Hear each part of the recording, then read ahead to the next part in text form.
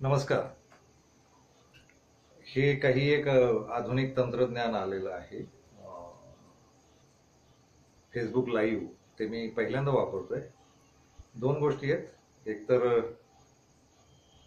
मी अजून जिवंत आहे आणि आधुनिक तंत्रज्ञान तर फार वेगानं विकसित होतंय. तर मला लक्षात येतं की हे काही फक्त नव्या पिढ्यांसाठीच नाहीये, तर माझी जी पिढी आहे तिच्यासाठी पण हे उपलब्ध आहे. आणि आमच्या अक्षरमानवची मुलं म्हणाली की अशा पद्धतीनेही बोलून बघा, अधिक लोकांपर्यंत पोहोचता येतं. फेसबुकवर नियमित कार्यरत असलेला माणूस आहे आणि जे काही सुचेल भल्याचं चांगलं ते तिथं बोलत राहतो. मधून मधून थोडीशी चेष्टाही करतो, गमती गमती करत असतो आणि मुख्यतः अक्षरमानवच्या कामाबद्दलचं तिथं काही सतत टाकत राहतो. अक्षरमानवची मुलं म्हणाली की लोकांशी बोला, हा प्रयोग करून पाहू आपण, आणि वेळ आली तर ही खूप चांगलं माध्यम आहे. गावोगावी भाषणं करत फिरतो, टीव्हीवरही बोलत राहतो, मुलाखती देत राहतो. आपल्याच मोबाईलवरून आपणच लोकांशी बोलण्याचा हा मला थोडासा आचाट वाटणारा प्रयोग आहे. तो मुद्दाम करून पाहायला निघालोय. ठरलेला विषय असं काही नाही. मगाशी फेसबुकला मी म्हणालो की लाईव्ह येणार आहे रात्री 9 वाजता. तर लोकांनी विचारलं की विषय काय. विषय काहीच नाही. आयुष्य, आपलं आयुष्य, माणसांचं आयुष्य याच्यावर. आणि सध्या माझ्या भोवती फार विचलित होणारा जो विषय आहे तो, मी अखिल भारतीय मराठी साहित्य संमेलनाच्या अध्यक्षपदाच्या निवडणुकीला उभं राहिलो. तर तो एक विषय आहे आत्ताचा.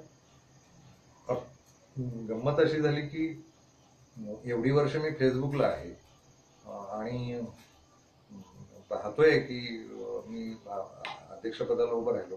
उदाहरणार्थ कधी पुरस्कार मिळाल्याचं टाकलं तर लोक अभिनंदन वगैरे करतात, पण मी अध्यक्षपदाला उभं राहिलो तर आता लक्षात आलं की कुणी ना कुणी महाराष्ट्रातलं, कुणी माझ्या ओळखीचं, कुणी अप्रत्यक्ष ओळखीचं, असे लोक काही ना काही माझ्याबद्दलच्या पोस्ट टाकतायत. आणि फार खरं सांगायचं तर दोन भावना आहेत. एक पहिली भावना अशी आहे की आपल्याबद्दल कुणी चांगलं बोलतंय म्हटल्यावर फारच आनंद होतो, ही खूपच खरी गोष्ट आहे. पण दुसरी एक बाजू आहे की आपण मराठी माणसं आहोत आणि मराठी माणसांना भांडायचं असेल तर फार दगडी पद्धतीनं मराठी माणूस भांडतो. म्हणजे फार मजेशीर असं आहे की आपण खरं दगडांच्या देशा कणखर देशावालेच लोक आहोत. फक्त एक आहे की मराठी माणसाला कोणी कौतुक केलं की त्याला संकोचायला होतं. तर सध्या त्या संकोचाच्या अवस्थेत मी आहे. म्हणजे आनंदही होतो एका बाजूला की इतके लोक आपल्याबद्दल भरभरून बोलत आहेत, आणि प्रश्नही पडतो की खरंच आपण इतकं या लोकांना जे चांगले वाटलेले आहोत तेवढे चांगले असू का. म्हणजे स्वतःलाच प्रश्न पडतो. आणि थोडीशी गंमत अशी वाटली की म्हणजे मला लक्षात असं आलं की मी जर अचानक गेलो तर माझ्या बद्दलची श्रद्धांजली कशी वाहिली जाईल याचं एक थोडी झलक मला मिळाल्यासारखं होतंय. आणि मग थोडं संकोचायलाही होतंय, पण आता बोलावं असं वाटलं. काय बोलायचं असं निश्चित नाही. आयुष्य आहे, म्हणालो माझं आहे, तुमचं आहे, आणि काही प्रश्न आहेत. काही मुलं माझ्या भोवती इथं बसलेली आहेत आणि ते म्हणाले की आम्ही प्रश्न विचारू आणि त्या प्रश्नांची उत्तरं तुम्ही द्या. तर ते त्या अर्थानं थोड्या गप्पा या स्वरूपाचं मी आता फेसबुक लाईव्ह आलेलो आहे. मला जे निवेदन करायचं होतं ते एवढंच होतं.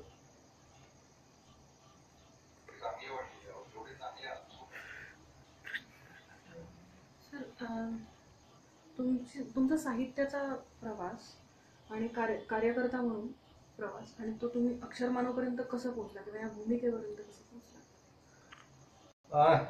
काय त्या मुलीनं प्रश्न असा विचारला की इथपर्यंत कसे पोहोचलात तुम्ही. कसं पोहोचलो म्हणजे आपोआपच निसर्गातले दिवस उगवतात, मावळतात, काही करावं लागत नाही, पोहोचलो इथपर्यंत.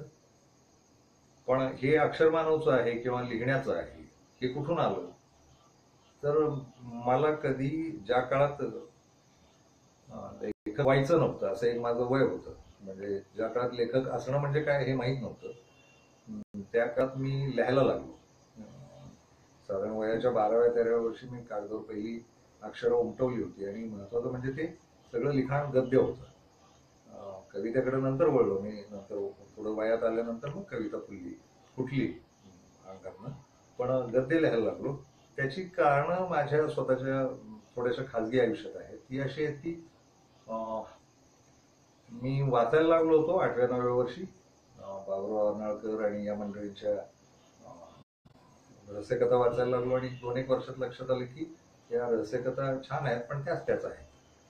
मग मी आणखी वेगळं शोधायला निघालो आणि काही गंभीर पुस्तकं आयुष्यात आली 10व्या-11व्या वर्षी आणि तिथून वाचनाचा एक महत्वाचा प्रवास सुरू झाला. पण वाचन चिकटणं आणि लिहिणं मला चिकटलं त्याची कारणं माझ्या मानसिक अनाथपणात आहे. मी लहानपणी माझ्या आई वडिलांचा संसार सांभाळायची जबाबदारी आल्यासारखं काही एक माझ्या आयुष्यात आलं होतं.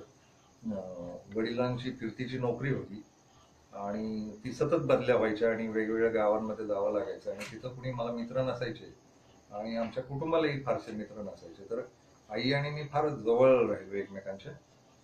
त्यात मग आईची काही बाळंतपणं किंवा आईची घरकामं याच्यात मला त्या वयाला साजेशी असं काही कामं घरातली मी करत राहिलो.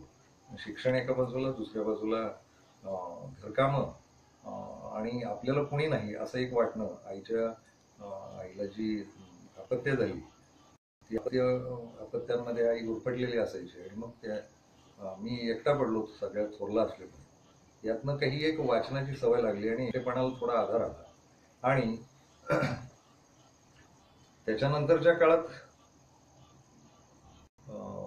वाचत वाचत लोकांचं माझे वडीलही थोड्या गोष्टी लिहायचे, त्यांचंही वाचायचो. त्या गोष्टी वाचत माझ्या लक्षात आलं की आपणही लिहिण्याची धडपड केली पाहिजे. घरात माझ्या गोष्टी वेल्हाळपणा होता. माझे आजोबा कीर्तनं करायचे, त्या काळातली पौराणिक नाटकं बसवायचे. त्यांचं थोडंसं पाहून, वडिलांचं थोडंसं पाहून मला वाटलं की आपणही लिहिलं पाहिजे आणि लिहिणं सुरू झालं. ते लिहिलं ते फार कच्चट असणार त्या काळात आणि नंतर साधारण 15व्या-16व्या वर्षापर्यंत कळालं की लिहिणं छापता पण येतं. मग छापायलाही सुरुवात झाली पुढे. पण त्याच्या आधी मला माहित नव्हतं लेखक होणार आहोत आणि मुळात अजूनही आपण लेखक आहोत असं मला नाही वाटत. मला लिहिण्याचा नाद आहे, मी लिहित राहतो. लोकांनी दिलेली ती व्याख्या असते आणि ती काही वाईट नव्हे. लेख कुठेतरी छापून येतात आपलं लिहिलेलं, लोक मग म्हणतात की हा लेखक आहे. तर मग उलट ते फार आनंदही होतो की लोक म्हणतात. पण आंतरिक पातळीवर मला वाटतं की मी तसा लेखक नाहीये, मला लिहिण्याचा नाद मात्र आहे. पुढे मोठ्याने बोला जरा. साहित्य म्हणजे काय किंवा साहित्य काय असावं किंवा साहित्यिकाचा समाजात काय भूमिका असते? मोठ्याने बोला. आणि साहित्य म्हणजे काय किंवा साहित्यिकाची समाजातली भूमिका काय असा प्रश्न आलाय माझ्या समोर. तर ते साहित्य म्हणजे माणसाच्या मेंदूत उमटणाऱ्या विचारांची नोंद आणि ती नुसती कथा कादंबऱ्यांमध्ये नव्हे. माणसं चित्र काढतात, माणसं संगीत वाजवतात, अनेक गोष्टी, माणसं मूर्ती तयार करतात, माणसं अनेक कलांमध्ये. माणसांच्या विचारांमधनच कला जन्माला येतात. एक कला अक्षराची सुद्धा माणसानं शोधली. अक्षराच्या माध्यमातून माणसाच्या मेंदूतले विचार मांडले जाणं म्हणजे साहित्य. पण साहित्य म्हणजे हे सुद्धा चित्रकार, मूर्तिकार वगैरे जगभरच्या ज्या कला आहेत सगळ्या, त्या कला सुद्धा एक प्रकारे साहित्यच आहे. फक्त शब्दात लिहितो, शब्दात मांडणी करतो, म्हणून याला साहित्यिक म्हणतात. त्या अर्थानं साहित्य म्हणजे माणसाच्या मेंदूतले विचार कागदावर मांडले जाणं. आणि विचार काहीही असू शकतात. कदाचित ते इतिहासातले असू शकतात, कदाचित ते वर्तमानातले असू शकतात, कदाचित भविष्यातले, काही स्वप्नरंजन असू शकतात. एक लक्षात येतं मात्र की साहित्यानं, या अक्षरांनी आणि साहित्यानं या समाजाचा सगळ्या प्रकारचा विकास केला. चित्रकला सुद्धा शब्दांमध्ये मांडता येते. चित्रकला म्हणजे काय याच्या व्याख्या करता येतात, अनेक कलांच्या व्याख्या करता येतात. पण माणसं कशी जगली पाहिजेत, समाज कसा जगला पाहिजे, या बाजूचंही शब्दांमध्ये, अक्षरांमध्ये मांडता येतं. आणि ते लेखक त्याची स्वप्न पाहतो. त्याला जे जे आवडलंय, त्याला जे जे खटकलंय, जग असं असलं पाहिजे, जग असं आहे, त्या पद्धतीच्या तो मांडण्या करतो. त्याला साहित्य म्हणतात.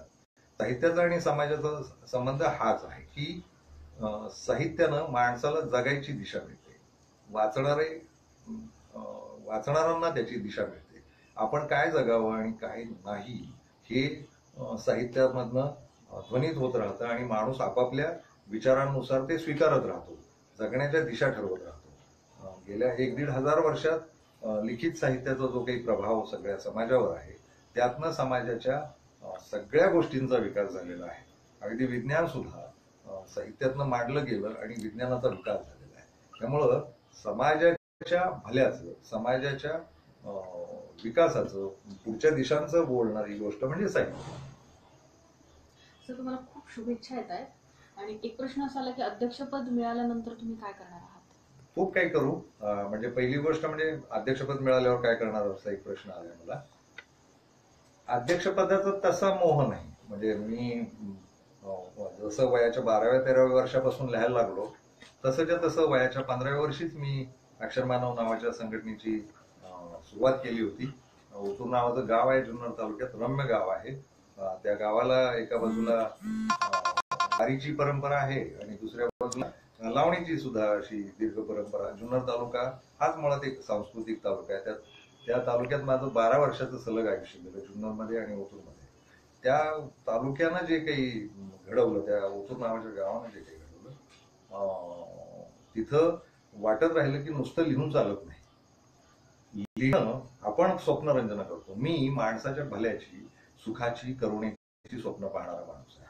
मला वाटत राहतं कधी ना कधी या जगात, कधी ना कधी या जगात एक भेद संपले पाहिजेत. माणसं माणूस म्हणून जगली पाहिजेत आणि एकमेकांशी भांडली नाही पाहिजेत. ती भांडणं मिटवण्यासाठीच करुणेचं साहित्य मी लिहित आलो असं मला वाटतं. पण नुसतं करुणेचं साहित्य लिहून होत नाही. मला असं वाटतं की लेखक जिवंतही असतो. हे साहित्य मी जे काही लिहिलंय ते जर चांगलं असेल, समाजानं आणि काळानं ठरवलं हे बरं आहे, तर ते टिकवूनही धरेल भविष्य काळासाठी. कदाचित हे फार टिकाऊ नसेल तर समाज ते मिटवूनही टाकेल. पण मला असं वाटत राहतं की मी लिहितो आहे, लेखक अशी व्याख्या घेऊन लिहितो आहे, तर लिहिण्याबरोबर मी जी स्वप्नरंजन करतो, समाज सुखी आणि आनंदी, समृद्ध, सुख असला पाहिजे, यासाठी जी स्वप्न पाहतो, ती स्वप्न मी जिवंत आहे तोवर अंमलात का नाही आणायची, म्हणजे आपण स्वतः त्यासाठी धडपड का नाही करायची. या धडपडीतनं मी फार वेगवेगळ्या चळवळींमध्ये काम करत आलो. जिथं जिथं समाजाच्या भल्याची कामं चालू होती, आदिवासी होते, भटकेमुक्त होते, दलित चळवळी होत्या, शेतकऱ्यांच्या चळवळी होत्या, याच्यामध्ये जेवढं जेवढं जमेल लहान वयापासून तेवढं सामील होत राहिलो. पण एक लक्षात आलं की माणसाला माणूस जोडण्याचं काही एक केलं पाहिजे. सगळी माणसं एकत्र येतील, सगळी माणसं एकमेकांशी भेदरहित नजरेनं पाहतील आणि एकमेकांची दुःख जाणून घेतील, एकमेकांकडे करुणेनं पाहतील. अशा पद्धतीचं काही काम केलं पाहिजे आणि जग संघटित केलं पाहिजे माणसांच्या पातळीवर. हे लक्षात आल्यानंतर आम्ही त्या खूप लहान कोवळ्या वयात काही मित्रांनी आणि मी त्या ओतूर नावाच्याच गावात अक्षरमानव संघटनेची स्थापना केली होती आणि तिचा आता भला मोठा विकास झालेला आहे. महाराष्ट्रभर, भगवान महाराष्ट्रात ती संघटना पोहोचलेली आहे. साहित्य संमेलनाचा अध्यक्ष झाल्यावर काय करणार, तर साहित्य संमेलनाचं अध्यक्षपद मिळाल्यावरच कामं करणार असं नाहीये. कामं वयाच्या 15व्या-16व्या वर्षापासून करतच आलेलो आहे. फक्त एक लक्षात येतं की अखिल भारतीय मराठी साहित्य संमेलनाच्या अध्यक्षपदाला आपल्या मराठी समाज मानसामध्ये प्रचंड आदराचं स्थान आहे. त्या निवडणुका होतात आणि काहीतरी चालतं वगैरे, तर तो हा अलायदा भाग आहे.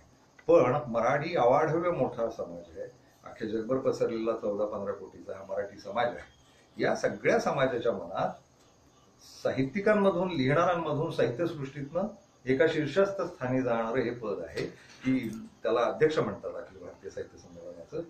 त्या पदाला जे वलय आहे, त्या पदाला जो आधार आहे. मी आजपर्यंत लेखक म्हणून माणूस माझी कामं करत आलो.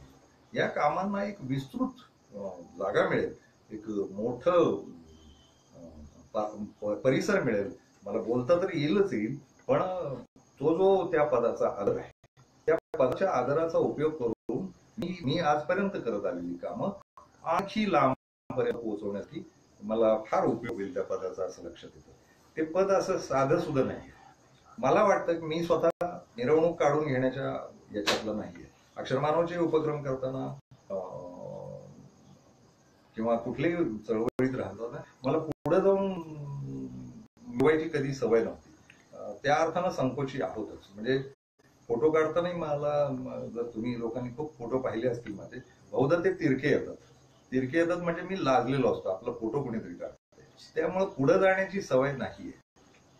असं काही जाऊन पुढं करावं आणि ते पद, अध्यक्षपदाचं पद हे मिरवणुकीचं पद नाहीये.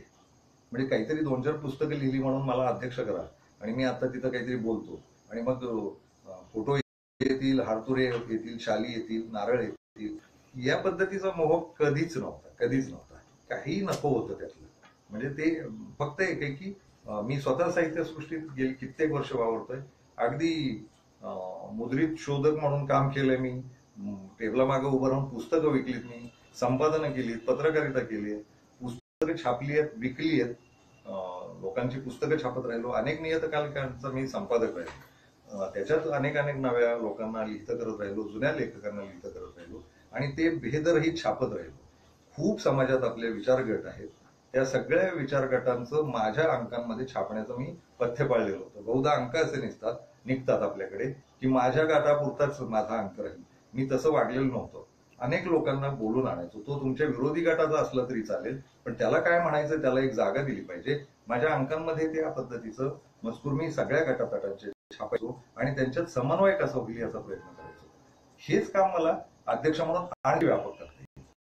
लेखक म्हणून मी करत, पण अध्यक्षपदाला एक वलय जे आहे त्या वलयाचा उपयोग करून मला लांबपर्यंत पोहोचता येईल आणि थोडीशी जास्तीची माहिती द्यायची. असं म्हटलं जातं की हे अध्यक्षपद एका वर्षापुरतं असतं. ती खरी गोष्ट आहे. पुढच्या वर्षी दुसरा अध्यक्ष येणार असतो. पण एकदा अध्यक्ष झाला तर त्याला माझे अध्यक्ष असे एक शब्द शिकतो आणि त्यालाही आपल्याकडे सन्मान आहे. त्यामुळं मला असं वाटत राहतं की आयुष्याच्या शेवटच्या क्षणापर्यंत, शेवटच्या श्वासापर्यंत काम करायला या वलयांकित पद मिळालं तर माझ्या कामाचं बळ वाढेल, माणसं आणखी जोडली जातील. अक्षरमानव नावाचं एक स्वप्न, मी भव्य स्वप्न इथं पेरू पाहतोय समाजामध्ये आणि सुरुवातीला ते मराठी समाजामध्ये, नंतर ते देशभर जाईल, जगभरही पोहोचेल कधी भविष्य काळात. पण माझ्या हयातीत तरी मला जी भाषा येते, मला उत्तम मराठी येतं, तर ते मराठी कळणारे, मराठी बोलू शकणाऱ्या लोकांपर्यंत माझी स्वप्न मला पोहोचवण्यासाठी अक्षरमानव हे महत्वाचं माध्यम. मला अध्यक्ष फक्त भाषणापुरता, फक्त फोटोपुरता नाही, तर मला अध्यक्ष हे रस्त्यावर उतरून समाजाच्या सुखदुःखाची कामं करणारा, समाजाच्या भल्याची कामं असा अध्यक्ष इच्छा आहे. एक प्रश्न असा आहे, तुमचा पुढच्या डिसेंबर पर्यंत यातून तुम्हाला करायला सुद्धा वेळ नाही, तर तुमच्या कार्याबद्दल आभार असं त्यांनी सांगितलं. आणि जात धर्म विरहित समाज हा तुमच्या एकूण 2 प्रश्न विचारले. माझा मेंदू लहान आहे. पहिल्या गोष्टीचं बोलू, इतक्या लहान मेंदूला असे 2 प्रश्न एकाच वेळेस कसं शक्य आहे? मी साधा तुमच्यासारखाच माणूस आहे. पहिलं होतं की अक्षरमानव डिसेंबर पर्यंत नाही. मला कोण ज्यांनी प्रश्न विचारलाय त्यांच्यासाठी बोल की हे डिसेंबर पर्यंत नाहीये, हे आयुष्याच्या शेवटापर्यंत माझ्या, आणि कदाचित जेव्हा कधी प्रलय येईल आणि अक्षरमानवही संपेल त्या प्रलयात, तोवरही कामं चालत राहणार. काय तुमच्या मराठीत बोलतात बघा, शेड्यूल टाईट असं काहीतरी मराठी बोलतात ना तुम्ही लोक. हा, तर शेड्यूल टाईट आहे संपूर्ण आयुष्याचं, अक्षरमानवच्या संपूर्ण आयुष्याचं आणि आपल्या पृथ्वीच्या सगळ्या आयुष्याचं. त्यामुळं डिसेंबर पर्यंतच वगैरे नाही. निवडणूक ही मधली प्रक्रिया आहे, ती तिच्यासाठी पण वेळ देतोच आहोत. फार गंभीर आहोत त्या बाबतीतही. खूप माणसं राबतायत आपल्यासाठी, खूप भली माणसं पाठीशी उभी राहिली आहेत आणि त्यांची इच्छा की मी अध्यक्ष व्हावा. काही एक भलं होईल, काही भूमिका मांडली जाईल, समन्वयाची भूमिका, देश सुखी समृद्ध होण्याची काही भूमिका मांडली जाईल आणि या अर्थानं पाठीशी लोक आहेत, राबतायत खूप सारे लोक. मलाही जसा वेळ मिळेल, हा काही अध्यक्षपदाची निवडणूक हा काही पुन्हा मराठीत बोलायचं तर 24 आवर्सचा जॉब नाहीये. त्यामुळं चालू आहे काम, खूप वेळ असतो आपल्याकडं, आपण कामासाठी झालेलो आहोत. अध्यक्ष जर मला कामासाठी असेल तर अध्यक्षपद हे मी कामाचा भाग म्हणूनच पाहतोय. त्यामुळे वेळ, कार्यक्रम, उपक्रम चालूच राहतात. वेळापत्रक आम्ही मुद्दाम जाहीर नाही केलं, लोकांना मला दडपण येऊ नये म्हणून, किती काम करतात हे लोक, म्हणून फार जाहीर नाही करत आहोत. पण अगदी पुढे डिसेंबर पर्यंतही खूप उपक्रम आहेत आणि नुसते कार्यशाळा, वेगवेगळ्या कार्यशाळा, वेगवेगळ्या विषयांचे उपक्रम असं खूप चालू आहे. ते तर आत्ताच नाहीये, पण याच्यापेक्षा पुढे जाऊन आणखी सांगायचं तर महाराष्ट्रात 9 ठिकाणी मी अक्षरमानवची स्थायी केंद्र उभी करतोय. शेती, आरोग्य, शिक्षण, कला, साहित्य, चित्रपट, नाटक, पर्यावरण, पाणी या सगळ्या विषयांना एकवटणारी केंद्र उभी करतोय. बारामती तालुक्यात एक जुने ज्येष्ठ मित्र आहेत, ऍडव्होकेट विजयराव मोरे. त्या मोरे साहेबांनी त्यांची 7-8 एकर जागा अक्षरमानवला दिली आहे. मोठी नावाचं गाव आहे, तिथं पहिलं केंद्र आता एक 15-1 दिवसात सुरू होईल. काम सुरू झालं प्राथमिक, त्या काही मोजण्यात नाही. अशी मला महाराष्ट्रात आणि बृहन महाराष्ट्रात महत्वाची अशी स्थायी 9 केंद्र उभी करायची. मला ही केंद्र उभी करायला तिथं त्या परिसरातले त्या विभागातले शेतकऱ्यांपासून लेखकांपर्यंत, कलावंतांपर्यंत, अगदी रिक्षावाल्यांपर्यंत सगळे लोक तिथे येत राहतील आणि त्यांच्या उपयोगाचे काही उपक्रम तिथं चालत राहतील. असे मोठमोठे प्रकल्प, स्थायी प्रकल्प उभे करतो. त्या कामासाठीच आता पुढे याच्या पुढे आयुष्य वाहून टाकणार आहे.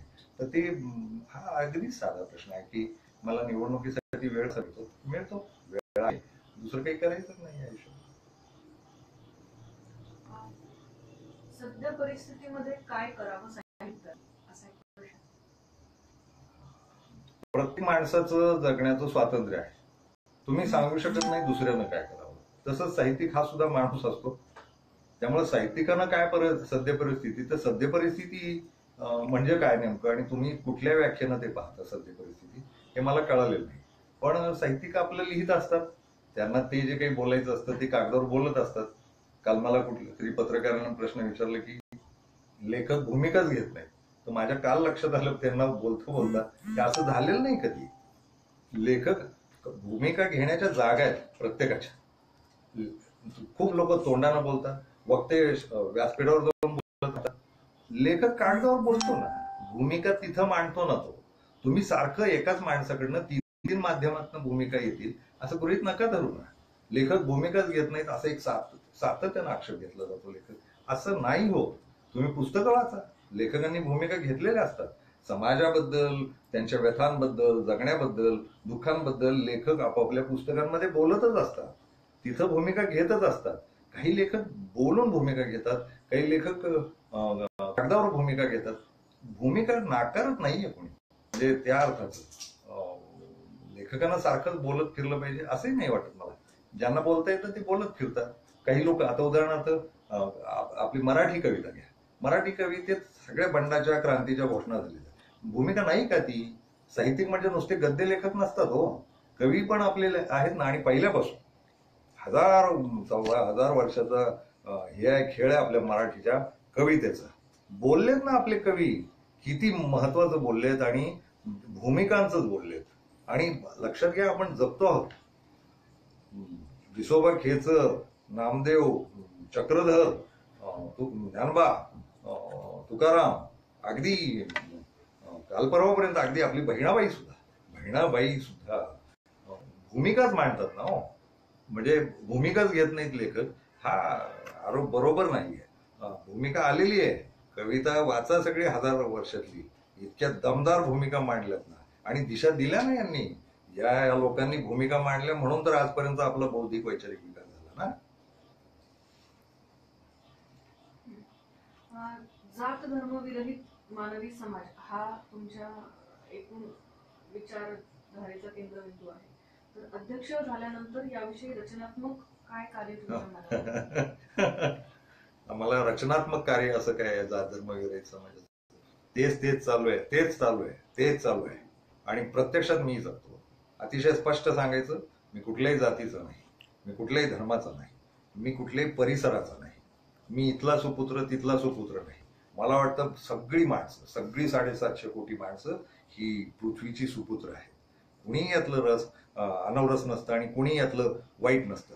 सगळी माणसं पृथ्वीनं जन्माला घातली. त्यामुळं जात धर्म विरहित याच्यासाठी अक्षरमानव ही संघटनाच मुळात त्याच्यासाठी आहे आणि खूप चळवळी काम करतात. आम्ही पहिले नाही आहोत. अगदी चार्वाक गौतम बुद्धापासून आगरकर आहेत, फुले आहेत, आंबेडकर आहेत, शाहू महाराज आहेत. किती लोक सगळ्यांनी या पद्धतीच्या भेदरहित मागण्या केल्या. मी पहिला माणूस नव्हे. उलट या लोकांनी शिकवलं असं वाटतं. बसवेश्वर आहे, गुरु नानक आहे, कबीर आहे, किती उदाहरणं देऊ, प्रचंड उदाहरण. न्यायमूर्ती रानडे ज्यांनी साहित्य संमेलन सुरू केलं, यांनी आपापली भूमिका मांडलेल्या आहेत प्रत्येक काळानुसार. आत्ताच्या काळाचा प्रतिनिधी माझ्या जिवंत रूपानं मी आहे असं मला वाटतं. म्हणजे चारवाकापासून ती परंपरा सुरू होते, राजन खान पर्यंत येते. गौतम बुद्ध आहे, महावीर आहे, असंख्य नाव आहेत आपल्याकडे ज्यांनी आपल्यावर ह्या मानवीपणाचे संस्कार केले. त्यातनं घडत घडत घडत राजन खान तयार झाला. आणि राजन खान मग लेखक म्हणून किंवा थोडा कळवळ्याचा माणूस म्हणून स्वप्न पाहतो की अख्खा समाज तसा करू, अख्खा समाज तसा करू, सगळी माणसं भेदरहित करू, एकमेकांशी भांडण रहित करू. रचनात्मक कार्य म्हणजे हेच आहे. पहिली रचनात्मक कार्याची सुरुवात ही स्वतःपासून होते. आपण आमूलाग्र बदलतो का? तर मला वाटतं होय, तसं बदलणं गरजेचं आहे आणि मी बदललेलो आहे. माझ्या घरच्यांच्या सगळ्यांच्या दाखल्यावर आमची जात धर्म माणूस असं स्पष्ट लिहिलेलं आहे, संविधानाचा आधार घेऊन लिहिलेला आहे. त्यामुळे कुणी कसली तक्रार नाही आणि आम्ही सुखी आहोत. माझी मुलंही आता बऱ्यापैकी मोठी झालेली आहेत. म्हणजे काही काळातच ती आता लग्नाला येणार आहे आणि ती माणसांचीच अवलाद आहे. त्यांना कुठल्याही धर्माचं जातीचं काही शिकवलेलं नाही म्हणजे गरजही पडलेली नाही. आणि त्याच्याशिवाय माणूस जगू शकतो याच्यावर माझा खूप दांडगा विश्वास आहे. ज्यांना पाळायचे जात धर्म त्यांनी पाळायला हरकत नाही असं माझं मत आहे. फक्त एक आहे, तुमची जात धर्म घेऊन दुसऱ्याच्या अंगावर जाऊ नका, मारामाऱ्या करू नका, त्रास देऊ नका. तुम्ही तुमचे सुखी राहा, त्यांना त्यांचं सुखी राहू द्या. आणि आपण पृथ्वीवरचा मानव समाज म्हणून एक आहोत, ते एकमेकांच्या सुखाचा आनंदाचं पाहूया ना. द्वेषाचं कशाला, भांडणाचं कशाला, अशी ती भूमिका आहे. त्यामुळे रचनात्मक कार्य व्यक्तिगत चालूच आहे, कौटुंबिकही चालू आहे आणि संघटनेच्या रूपानं सगळ्या महाराष्ट्रभर चालू आहे. संत साहित्याबद्दल आपली भूमिका सांगू शकाल का? ते कालबाह्य की शाश्वत किंवा काही स्वतंत्र भूमिका आहे? या जगातलं काही कालबाह्य नाही. जे जे करुण्याचं बोललं गेलं, जे जे चांगलं बोललं गेलं, संत साहित्य कालबाह्य असू शकत नाही. संत साहित्य होतं म्हणून आपण आपली पिढी, आपला काळ आपण अनुभवू शकतो. मी मगाशीच म्हणालो की वैचारिक प्रगल्भता जर थोडीफार आली असेल ना, तर मधल्या काळातल्या संत साहित्यानं ते आपल्यापर्यंत पोहोचवले. संत साहित्य कालबाह्य होणं शक्य नाही, त्या काळाची नोंद म्हणून ते फार महत्वाचं आहे. त्या अर्थानं आपला विकास जो झाला बौद्धिक वैचारिक, त्या विकासात या सगळ्या मागच्या, माझं स्वतःचं तर मत असं आहे की गेले 40 लाख वर्षाचा जो मानवी प्रवास आहे ना, मानवी जगणं आहे ना, 40 लाख वर्षाचं या पृथ्वीवरचं, हाच मुळात एक मोठा दीर्घ संस्कार आहे. हे 40 लाख वर्षांनी माणसं घडवत घडवत घडवत आजपर्यंत झाली. त्यात मध्ये मराठीतलं संत साहित्य पण आलेलं आहे. आणि सगळ्या भारतावर नुसतं मराठीचं संत साहित्य नाहीये, भारतभर ही संत साहित्याची परंपरा आहे. अगदी काश्मीर पासून कन्याकुमारी पर्यंत आहे. कितीतरी लोक आहेत.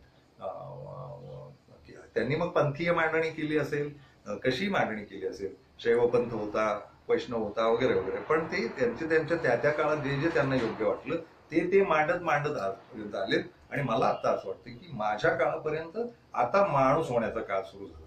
आजच्यापर्यंतच्या काळानंच आपल्याला शिकवलं की काय जायचंय. हा जो माझा आजचा माणूस होण्याचा प्रवास आहे, याची पेरणी या सगळ्या लोकांनी केली मागच्या. त्यात संत साहित्य येतं, त्यात काही वैचारिक मांडणी करणारे येतील, अगदी शायर सुद्धा येतात, सुफी पंथाचे लोक येतात.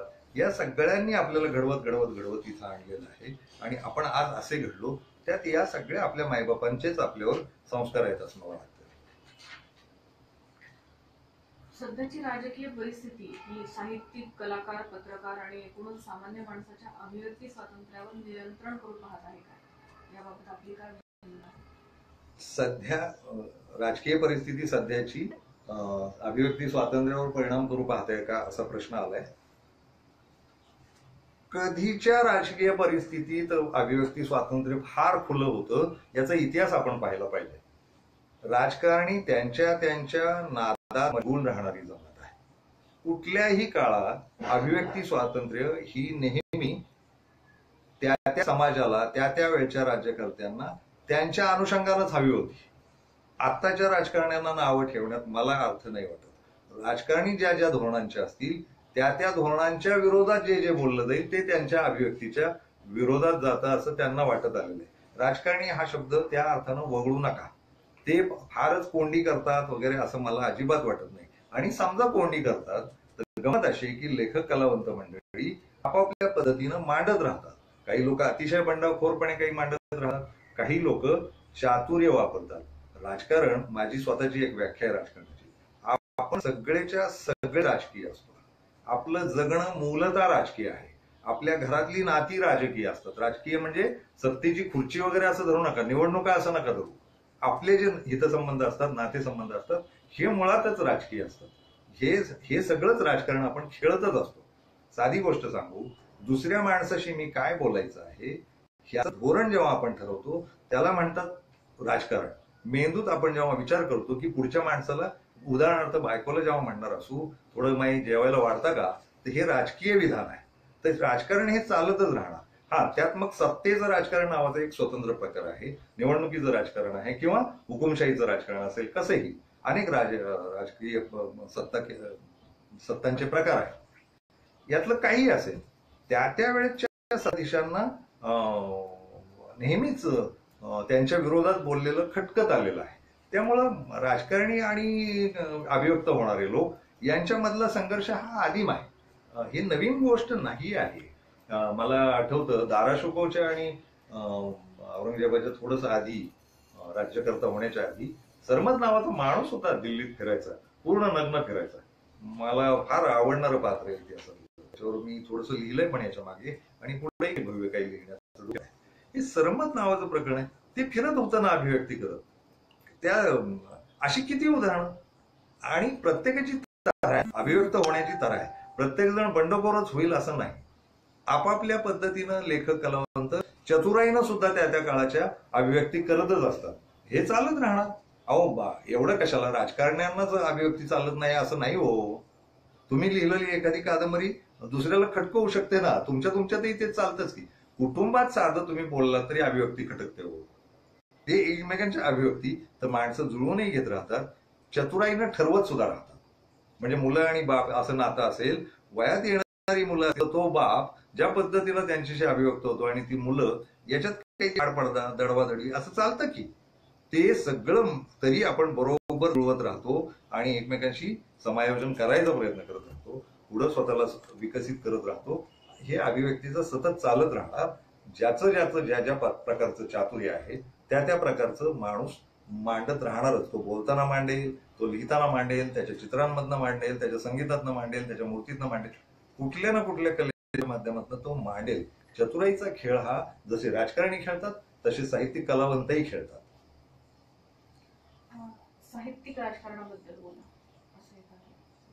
मी आता खूप सविस्तर बोललो त्याच्यावर. सीमा भागातील संमेलनांबद्दल काय मत आहे? खूप संमेलनं होतात तिथं. नुसते सीमा भागात नव्हे, राज्यभर खूप संमेलनं होतात. सीमा भागातल्या संमेलनांना मराठी भाषेवरतीचा अन्याय होतो याची एक किनार आहे आणि ती खरी आहे. मी त्यातल्या काही संमेलनांचा नेहमी पाहुणा म्हणून आणि अध्यक्ष म्हणून पण गेलोय. मला अजून आठवतं की उसगाव नावाच्या गावात मी खूप वर्षांपूर्वी संमेलनाचा अध्यक्ष होतो. ते एका अमराईत भरलेलं होतं आणि माणसं जेवण आणून करतात वगैरे, आणि खूप गर्दी. रानात झालेलं संमेलन होतं आणि मला माझ्या आयुष्यातली जी झकास झालेली भाषणं आहेत 2-4 आठवतात. त्यातलं उसगावचं भाषण आहे. अप्रतिम ते समुदाय आणि आयोजक अप्रतिम होते आणि ते सगळं. तर सीमा भागातली संमेलनं फार महत्वाचीच आहेत. त्यानं मराठी टिकवण्याची, मराठी माणसं एकमेकांशी जोडून राहण्याची फार मोठी सोय होते सीमा भागात. आणि आणखी एक आहे, ते फार मजेशीर सांगायला पाहिजे. इतर ठिकाणी थोडीशी लाट कमी तरी आहे. सीमा भागातली अशी अनेक खेडी आहेत की जी स्वतःची संमेलनं घेतात आणि दरवर्षी फार प्रामाणिकपणे एक विशिष्ट पद्धतीची चळवळच तिथं चालू आहे. आणि ती माणसांची, भाषांची दुःख मांडायला फार महत्वाची संमेलनात असणार. सध्याच्या काळात माणसाने जो ध्रुवीकरणाचा मार्ग स्वीकारला आहे, हा समाजासाठी किती योग्य आहे, किंवा माणसाचं ध्रुवीकरण कितपत योग्य आहे? ते तर काम करतोय. ध्रुवीकरण माणसाचं योग्य नाहीच आहे. एका माणसाला वाटणं दुसरा माणूस आपल्यासारखाच माणूस आहे, या प्रक्रियेला अजून आपण गेलेलो नाही. ते पुन्हा पुन्हा प्रयत्न झाले. खूप लोकांनी, महात्म्यांनी, संतांनी मांडण्याचा प्रयत्न केला. आपलं होतं असं की आपण माणूस जगतो पोटासाठी, आणि पोटाचा स्वार्थ इतका बलवान असतो की दुसऱ्या माणसाशी स्पर्धा वाटते एकतर, आणि दुसऱ्या माणसाला खचवावं असं वाटतं एकतर. यामुळं माणसांनी अनेक भेद शोधले. हे भेद विरुद्ध महात्म्यांनी, संतांनी सांगितलेलं आणि आजपर्यंतच्या अनेक समाजसुधारणांनी सांगितलेलं एकात्मतेचा तो प्रकार, यांचा संघर्ष चालू आहे. ध्रुवीकरणाचा खेळ होतोच आहे याचं खरं कारण माणसाचं पोट त्याला इतरांपासून वेगळं पाडतं, एकटं पाडतं आणि त्या पोट त्याला सांगतं की तू जिंकायचं असेल तर दुसऱ्याचा पराजय कर. यातनं माणूस बाहेर आणायचा प्रयत्न केला पाहिजे. माणसाला सुरक्षितता, पोटाची सुरक्षितता हमी देण्याची व्यवस्था अजूनही समाजात जन्माला आलेली नाही. त्यामुळं पण हे होणार आहे, हे लगेच निराश होण्याचं कारण नाही. मधल्या काळात भेदांचा खूप राडा अख्ख्या पृथ्वीवर चालू राहिला. त्याची कारण सुद्धा भेदांमध्ये, या सगळ्या ध्रुवीकरणामध्ये आहे. मला असं वाटतं की ध्रुवीकरणाकडे जायचं असेल तर माणसाला एका समान पातळीवर, पोटाच्या समान पातळीवर आणण्याची व्यवस्था पहिल्यांदा निर्माण करावी लागेल. ध्रुवीकरण संपेल कधी ना कधी. एक प्रश्न आहे, सध्याच्या मराठीला अभिजात भाषेचा दर्जा अजूनही मिळालेला नाहीये. या संदर्भात साहित्य संमेलनाचे अध्यक्ष झाल्यावर आपली भूमिका काय असेल? आणि मला असं वाटतं कनेक्टेड एक असू शकतं, मराठीच्या भविष्याबद्दलची भूमिका आणि विचार मांडतात. मराठी भाषेच्या अभिजात दर्जावर सगळी मराठी भाषा अवलंबून आहे असं मला नाही वाटत. अभिजात दर्जा मिळाल्यानंतर मराठीचा फार मोठा विकास होईल असं नाही. एक आहे, अभिजात दर्जा मिळाल्यामुळं मराठीला राष्ट्रीय पातळीची एक मोठी मान्यता मिळेल हे मला मान्य आहे. पण अभिजात भाषेसाठी म्हणून मराठीचा विकास थांबला पाहिजे असं नाहीये.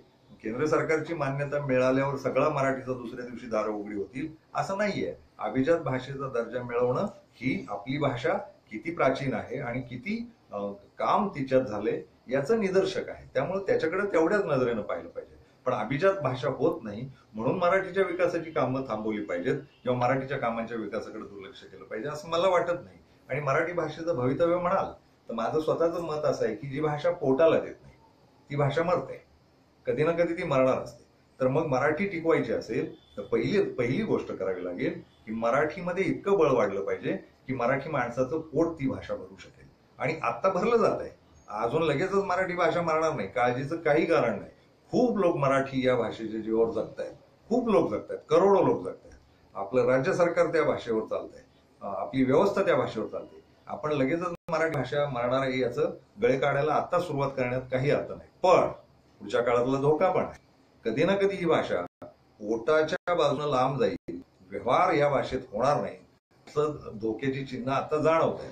तर सुरक्षा म्हणून आतापासूनच मराठी भाषेच्या जीवावर पोट भरण्याची व्यवस्था सगळ्या समाजाची होणं भविष्य काळात इतकी तरतूद करावी लागणार आहे आणि इतकं खंबीर भक्कम राहावं लागणार आहे की त्या आपोआपच ती भाषा टिकून राहील. त्यामुळं आता काळजीचं कारण नसलं तरी पुढच्या काळात काळजीचं कारण निर्माण होण्याची शक्यता आहे आणि त्याला एक 200-300 वर्ष जातील. पण आता आपण जिवंत पिढ्या म्हणून आता टिकवण्याचं आणि मराठी भाषेच्या जीवावर पोट भरण्याची व्यवस्था करतो, ही भाषा कधीही मारणार नाही. एक प्रश्न असा आहे, अहिराणी साहित्यावर काम करायला तुम्हाला आवडेल का? अरे वा, छान प्रश्न. अहिराणी भाषेवर काम करायला आवडेल का असं मला विचारलंय. अहिराणी भाषेवर काम काय करायचं? आईची भाषा आपल्या, या सगळ्या बोली आपल्या आयांच्या भाषा आहेत. अहिराणी बहिणांची भाषा आहे. मी धुळ्याला होतो, संपादक म्हणून काही काम करत होतो आणि जळगावला फिरून आलोय. एकदा तर वेड्यासारखं एकटाच मी मेहरोण पर्यंत जाऊन आलो होतो. आपली आई तिथं कविता लिहायची एकेकाळी. अहिराणीच नव्हे, मालवणी आहे, वराडी आहे, अनेक भाषा आहेत, बारक्या बारक्या खूप भाषा आहेत आणि या सगळ्यांवर माझं प्रेम आहे. आणि मला जितकं जमलंय तेवढं साहित्य या भाषांच्या बोलीचं मी छापलेलं आहे. ते कथा कादंबऱ्यांच्या रूपानं असेल, कवितांच्या रूपानं असेल, आता काही बंजारा कविता आल्यात माझ्यासमोर. खूप लिहिलं जातंय आणि काम करायला आवडेल. म्हणजे मी संपादक म्हणून मूलतः काम करतच आलोय आणि फार आत्मीयतेनं, फारच असतेनं हे आपलं आहे सगळं, या असतेनच मी काम करत होतो. वर्षानुवर्ष गेली 30-40 वर्ष मी संपादनात आहे. अनेक कवींचं, अनेक लेखकांची पुस्तकं मी छापलेली आहेत, अंकांमध्ये छापलंय, पुस्तकांमध्ये छापलंय. त्यामुळं अगदी चांदा ते बांदा आणि नंदुरबार ते कोल्हापूर असा सगळा परिसर, सोलापूर, हे सगळ्या भाषा, दखनी नावाची भाषा आहे. दखनीचे वेगवेगळे रंग आहेत, छटा आहेत.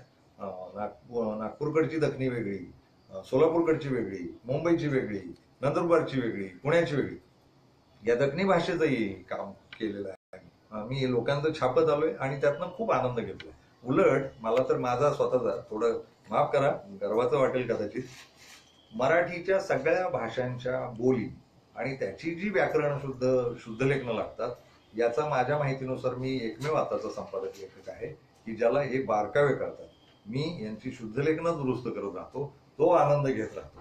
अनुस्वार आणि मात्र्यांचा खेळ असतो, ते लोकांपर्यंत कशी ती भाषा टिकली पाहिजे आणि फार तशीच्या तशी टिकली पाहिजे याच्यासाठी मला जेवढं माझ्या समोर येतं तेवढं काम मी या बोली भाषांचं आणि मराठी भाषेचं करत राहतो. अशा पद्धतीचा संपादक मला आता माझ्या वातावरणात दिसत नाही. आपल्याकडं शुद्ध लेखनाचं काम करणार आणि शुद्ध लेखन म्हणताना त्याला जातीय किनारी लावू नका कृपया, ते अमक्याचंच असतं तमक्याचं असं नाही म्हणून. शुद्ध लेखन ही अख्ख्या मराठी समाजाची जबाबदारी आहे.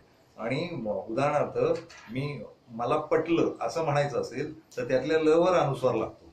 खूप मुलं ट वर अनुस्वार देतात. त्याचा मूळ शब्द होतो मला पटेल, तर ते मला पटल असं होतं. तर हे बारकावे जपावे लागतात आणि ते मी नेहमी जपत आलोय. मग ऐराणीतलंही काही छापलंय, मी वराडीतलं काही छापलंय, मालवणीतलं काही छापलंय, दखनीतलं काही छापलंय. हे काम करत आलोय. माझं या सगळ्या भाषांवर प्रेम आहे आणि यातलं जे येईल. आणखी एक सांगतो, फार मजेशीर तो एक संदर्भ आहे. त्या गावात गेलो आणि मी 2 दिवस राहिलो तर त्या गावाच्या हेलात मी बोलायला लागतो. म्हणजे मी कोकणात गेलो तर मालवणी हेलाच बोलायला लागतो. धुळ्या जळगावकडे गेलो की आपोआप होतं ते, कारण तुमच्या अंगात ते असतं. या सगळ्या भाषांचा संकर म्हणजे आपण असतो. कुठलाही माणूस परका नसतो. मी इतकं वाचलंय, स्वतःही लिहिलंय, खूप वाचत राहील आणि फिरलोय, खूप फिरलोय. मला कानाकोपऱ्यात मी फिरून आलो. महाराष्ट्राच्या गडचिरोली, गोंदिया, भांडा, सगळं कोपरे फिरलोय आजपर्यंतच्या आयुष्यात. त्यामुळे तिथं जाऊन त्या लोकांशी बोललोय, त्यांना समजून घेण्याचा. तर माझ्या अंगात या सगळ्या भाषा आहेत असं मला वाटतं. आणि त्या भाषा तिथं गेलं किंवा त्या पद्धतीचं साहित्य काही समोर आलं की त्या उजळून येतातच बाहेर आणि मला बोलायला उद्युक्त करतात.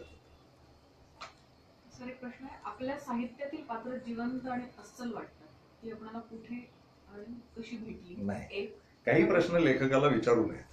किंवा लेखकाची पात्र तुम्हाला कुठे भेटली असं नाही विचारू. थोडं तरी आत्मचरित्रासाठी थोडी गुपित राहू दे.